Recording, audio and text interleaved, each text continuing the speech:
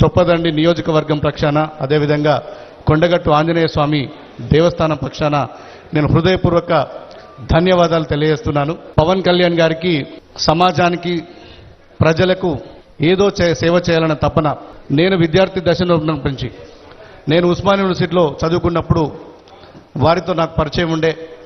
వారప్పుడు common man protection force పెట్టి సమాజానికి చాలామంది గుర్తించబడకపోయిన ప్రజలకు ఏదో సేవ చేయాలనే తలంపు వారిలో ఎప్పుడు కనబడుతుండే. నేను యూనివర్సిటీలో ఉన్నప్పుడు విద్యార్థి నాయకుడిగా వారిని తరచూ కూడా కలిసేవాడిని.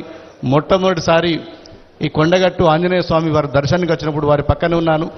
దురదృష్టవశాత్తు అప్పుడు ప్రమాదం జరిగి ఆ ఆంజనేయ స్వామి ఆశీస్సులతోటి బయటపడ్డ సందర్భంలో కూడా నేను వారి పక్కనే ఉన్నాను. ఈరోజు వారు ఆ రాష్ట్రానికి ముఖ్యమంత్రి కావడం, అదృష్టవశాత్తు ఈ చొప్పదండి నియోజకవర్గానికి నేను ఎమ్మెల్యే కావడం, మా అందరి చేతుల మీద ఈ కొండగట్టు ఆలయానికి ఇంత పెద్ద మొత్తంలో అసలు నిజంగా కన్నీ వెని ఎరగని రైతులు ఇలా ఉత్తర తెలంగాణలోనే అత్యంత ఇష్టమైన దైవం, పేద ప్రజలు కొలిచేటువంటి కొంగు బంగారం కొండగట్టు దేవాలయం. శబరిమల తర్వాత అత్యంత ఆ స్థాయిలో మాలధారణ చేసి ఇక్కడ విరమణ చేస్తారు.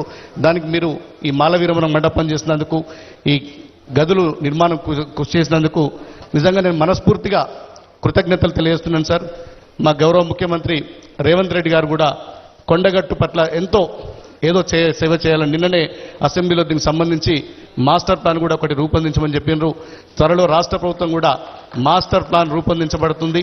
అటు పవన్ కళ్యాణ్ గారి సహకారం, మా ముఖ్యమంత్రి రేవంత్ రెడ్డి గారి ఈ రాష్ట్ర ప్రభుత్వ సహకారంతో భవిష్యత్తులో కొండగట్టు టీటీడీ తరహాల అభివృద్ధి చెందాలని చెప్పి నేను మనస్ఫూర్తిగా కోరుకుంటూ